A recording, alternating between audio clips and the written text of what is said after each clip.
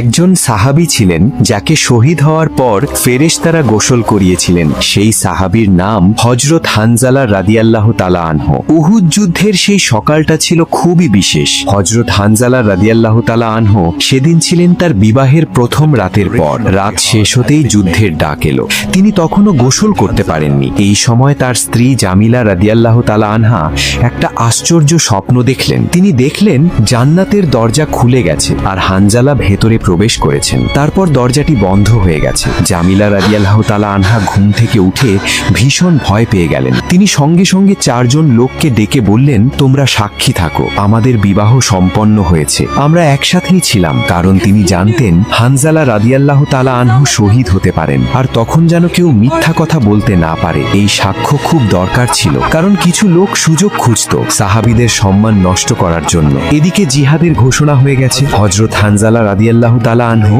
আর এক মুহূর্তও দেরি করলেন না। গোসল না করেই তলোয়ার হাতে যুদ্ধের ময়দানে দৌড়ে গেলেন। উহুদ যুদ্ধে তিনি সাহসের সাথে লড়লেন এবং অবশেষে তিনি শহীদ হলেন। যুদ্ধ শেষ হওয়ার পর সাহাবীরা তার দেহ খুঁজে পেলেন। তখন তারা অবাক হয়ে দেখলেন তার মাথা ভেজা, পানি ঝরছে। তখন হযরত মুহাম্মদ সাল্লাল্লাহু আলাইহি ওয়াসাল্লাম বললেন, আমি নিজ চোখে দেখেছি ফেরেশতারা আকাশ আর পৃথিবীর মাঝখানে মিষ্টি বৃষ্টির পানিতে হানজালাকে গোসল করাচ্ছেন। এরপর নবীজি সাল্লাল্লাহু আলাইহি ওয়াসাল্লাম মুচকি হেসে বললেন, সে দুনিয়াতে গোসল করতে পারেনি, তাই আল্লাহ তাকে ফেরেশতাদের দিয়ে গোসল করিয়েছেন। এই কারণেই ইতিহাসে হযরত হানজালা রাদিয়াল্লাহু তাআলা আনহু পরিচিত হয়ে গেছেন গাসিলুল মালাইকা, অর্থাৎ যাকে ফেরেশতারা গোসল করিয়েছিলেন।